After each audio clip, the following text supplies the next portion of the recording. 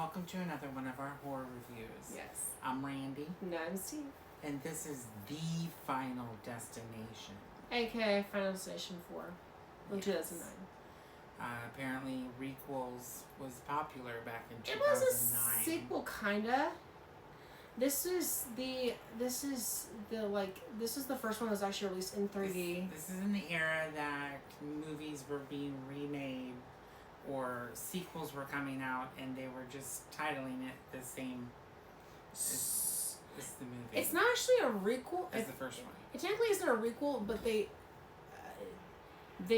think this one had nothing to do with the Scream Halloween thing, where it was because it added V, which they thought was a big difference in title, but it's not. Yeah. In fact, it makes it more confusing, which is why I call it Final Destination 4, because it is kind of just the fourth one, and no one's is technically out of canon. I don't think. I think it's still in canon with the rest of the movies. Yeah, and this one did come out in 3D.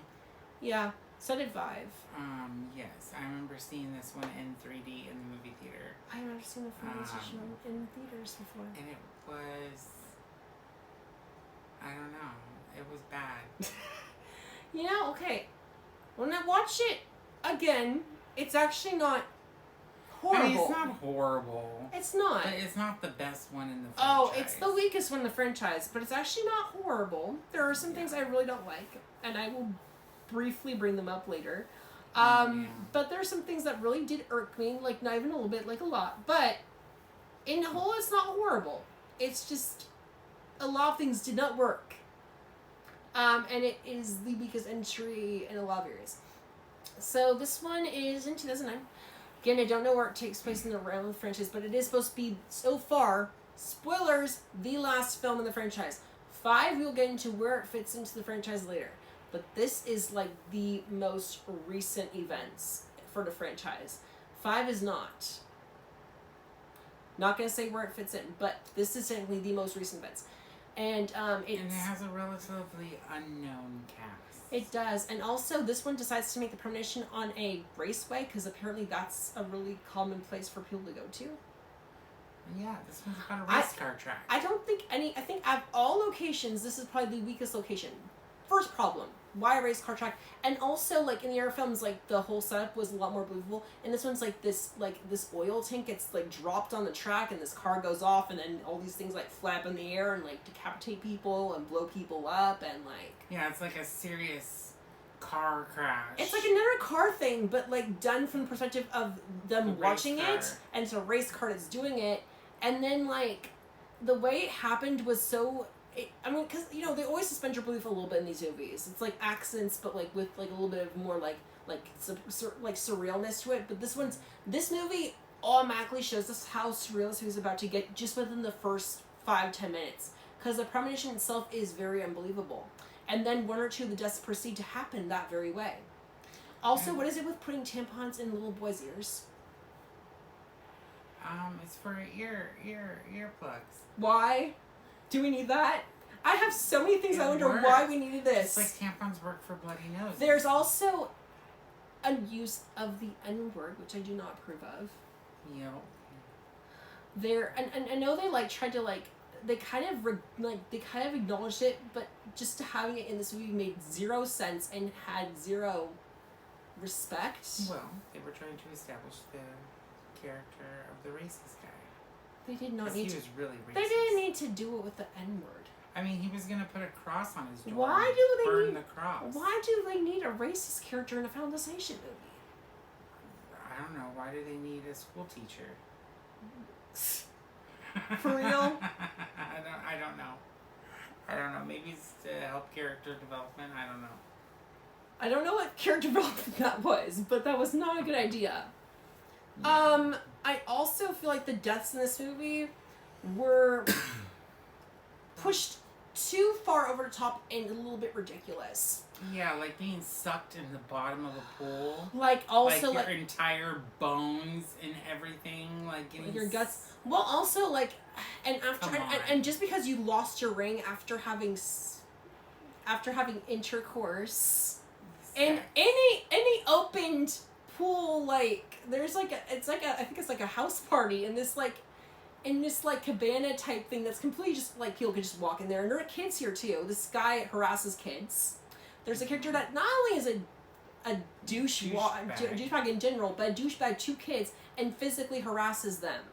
And then he loses his ring, so he goes after in the pool, which his coin.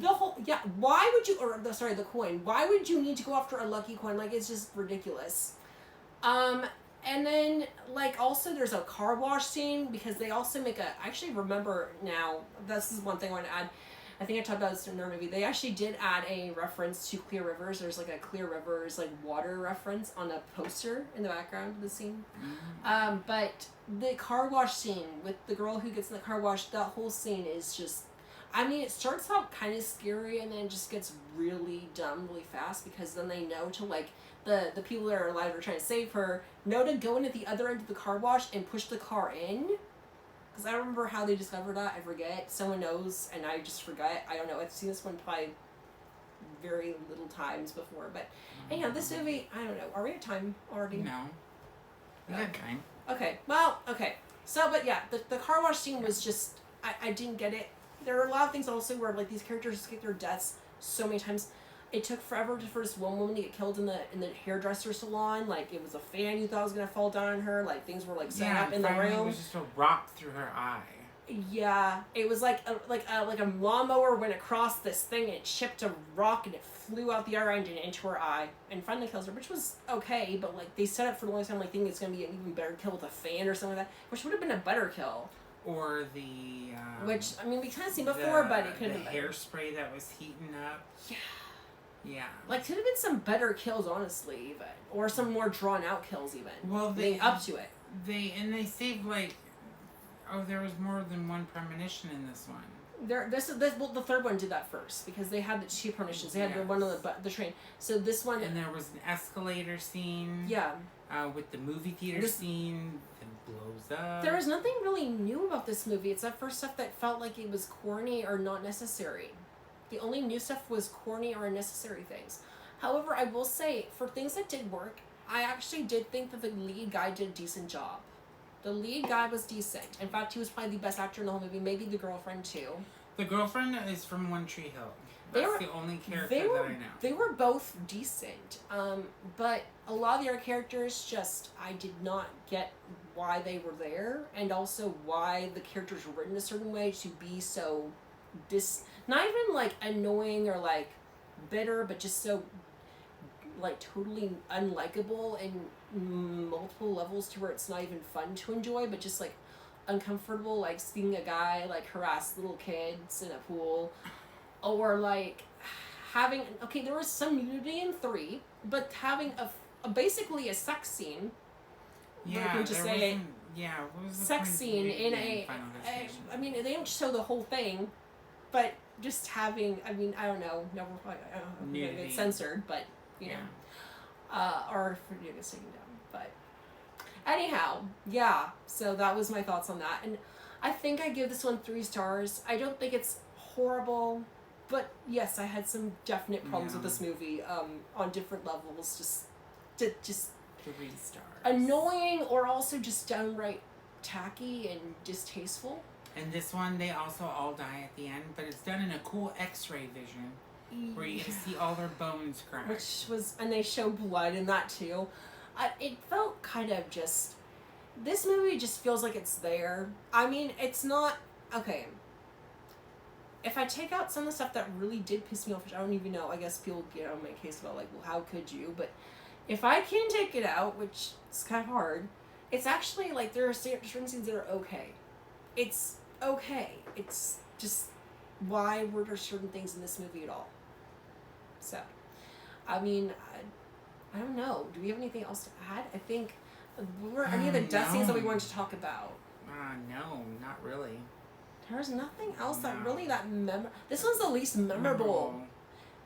It's the least memorable too. It's just, it's not the worst movie I've ever seen. I've seen far worse, but I had some very big problems with some decisions that were also, like, insensitive or just stupid character decisions and character writing decisions I just didn't like.